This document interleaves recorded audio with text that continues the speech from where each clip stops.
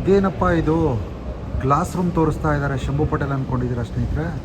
ಇದು ಬೆಂಗಳೂರಿನ ಆಧಾರ್ ಮಾಹಿತಿ ಕೇಂದ್ರ ಬೆಂಗಳೂರು. ಈ ವಿಡಿಯೋ ತೋರಿಸ್ತೀನಿ, ನಂತರ ಇದ್ರ ಕತೆ ಹೇಳ್ತೀನಿ ನೋಡಿ.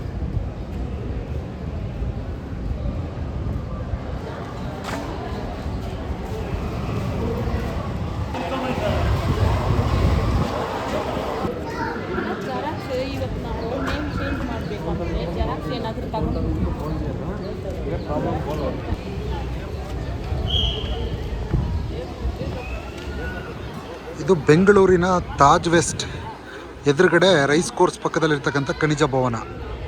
ಬಂಧುಗಳ ವಿಷಯ ಏನಂತಂದರೆ, ಹೊರ ಜಿಲ್ಲೆಗಳಿಂದ ಉತ್ತರ ಕರ್ನಾಟಕದಿಂದ ಇಲ್ಲಿ ನೋಡಿ, ಇಲ್ಲಿ ಅಜ್ಜಿ ಕುಂತಿದ್ದಾರಲ್ಲ, ಈ ಅಜ್ಜಿ ಕೂಡ ಇನ್ಕ್ಲೂಡಿಂಗು, ಅವರು 6 ಬಾರಿ ಈ ಆಧಾರ್ ಸೆಂಟ್ರಿಗೆ ಬಂದಿದ್ದಾರೆ.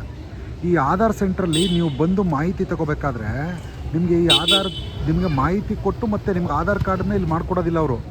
ಈ ಆಧಾರ್ನ ಮಾಹಿತಿ ಇಲ್ಲಿ ಏನು ಅದರಲ್ಲಿ ಆಧಾರಲ್ಲಿ ಪ್ರಾಬ್ಲಮ್ ಇದೆ ಆ ಮಾಹಿತಿನ ನಿಮಗೆ ಈ ರೀತಿ ಹೋಗಿ ಮತ್ತೆ ನೀವು ನಿಮ್ಮ ಜಿಲ್ಲೆಗೆ ಹೋಗಿ ಅಥವಾ ನಿಮ್ಮ CA ಸೆಂಟರ್ಗಳಲ್ಲಿ ಹೋಗಿ ಮಾಡಿಸ್ಕೊಳ್ಳಿ ಅನ್ನುವಂಥ ಮಾಹಿತಿಯನ್ನು ಕೊಡಲಿಕ್ಕೋಸ್ಕರ ಇವರು ಬೆಳಿಗ್ಗೆ 8 ಗಂಟೆಗೆ ಉತ್ತರ ಕರ್ನಾಟಕ, ಬಿಜಾಪುರ, ಕಲಬುರಗಿ, ರಾಯಚೂರು ಇಲ್ಲಿಂದೆಲ್ಲ ಜನಗಳು ಬಂದು ಈ ಖನಿಜ ಭವನದಲ್ಲಿ ಈ ಥರ ನಾಯಿ ಪಾಡಲ್ಲಿ ಕಾಯ್ಕೊಂಡು ಪಾಪ ಅವರು ಅವರ ಸಮಸ್ಯೆಗಳನ್ನು ಇಲ್ಲಿ ಕೇಳಲಿಕ್ಕೆ ಟೋಕನ್ ಬೇರೆ ಇಸ್ಕೋಬೇಕು. ಇದನ್ನು ಕೇಳಲಿಕ್ಕೆ ಮಂತ್ರಿಗಳಿಲ್ವಾ ಅಥವಾ ಸರ್ಕಾರ ಇಲ್ವಾ ಅನ್ನೋದನ್ನು ಈ ಸಂದರ್ಭದಲ್ಲಿ ನಾನು ಪ್ರಶ್ನೆ ಮಾಡ್ತಾಯಿದ್ದೀನಿ. ಯಾಕೆ ಅಂತಂದರೆ, ಮಾಹಿತಿಗೋಸ್ಕರ ಇಷ್ಟು ದೂರ ಬರಬೇಕಾ ಜನರು? ಮಾಹಿತಿ ಪಡ್ಕೊಳ್ಳೋಕ್ಕೋಸ್ಕರ ಅವ್ರವ್ರ ಜಿಲ್ಲೆಯ DC ಆಫೀಸಲ್ಲೋ ಅಥವಾ ಆಧಾರ್ ಸೆಂಟರ್ಗಳಲ್ಲಿ ಮಾಹಿತಿಗಳು ಕೊಟ್ಬಿಟ್ರೆ ಅಲ್ಲೇ ಅದ್ರ ಪ್ರಾಬ್ಲಮ್ಗಳನ್ನು ಸರಿಪಡಿಸ್ಕೊಡ್ಬೋದು. ಬೀದರ್ ಎಲ್ಲಿದೆ, ಬಳ್ಳಾರಿ ಎಲ್ಲಿದೆ, ಪಾಪ 5 ಬಾರಿ ಬಂದಿದ್ದಾರೆ. ಹೇಳ್ತಾಯಿದ್ರು, ಒಂದು ಹುಡುಗ 4 ಬಾರಿ ಬಂದಿದ್ದಾನೆ ಇಲ್ಲಿಗೆ. ದುರಂತ ಅಲ್ವಾ? ನಮ್ಮ ದೇಶ ಎಷ್ಟು ಮುಂದುವರೆದಿದೆ ಅನ್ನುವಂಥ ಸ್ಥಾನದಲ್ಲಿ ಇರಬೇಕಾದ್ರೆ ಇಂಥ ಒಂದು ಆಧಾರ್ ವಿಚಾರದಲ್ಲಿ ತಮ್ಮ ಹೆಸರುಗಳನ್ನು, ಅಡ್ರೆಸ್ಗಳನ್ನು, ಆದಂಥ ಇನ್ಸಿಲ್ಗಳನ್ನು ಸರಿಪಡಿಸ್ಕೊಳ್ಳಿಕ್ಕೆ ಇಷ್ಟು ದೊಡ್ಡ ಮಟ್ಟದಲ್ಲಿ ಅವರು ಒಂದು ದಿನದ ಕೂಲಿ ಸಾವಿರಾರು ರೂಪಾಯಿ ಖರ್ಚು ಮಾಡ್ಕೊಂಡು ಟ್ರೈನಲ್ಲಿ, ಬಸ್ಸಲ್ಲಿ ಬಂದು ಇಲ್ಲಿಗೆ ಬಂದರೆ ಬರೀ ಮಾಹಿತಿ ಅಷ್ಟೇ ಸಿಗೋದು ನಿಮಗೆ. ಇಲ್ಲಿ ಬಂದ ತಕ್ಷಣ ನಿಮಗೆ ಆಧಾರನ್ನು ರೆಡಿ ಮಾಡಿಕೊಡೋದಿಲ್ಲ.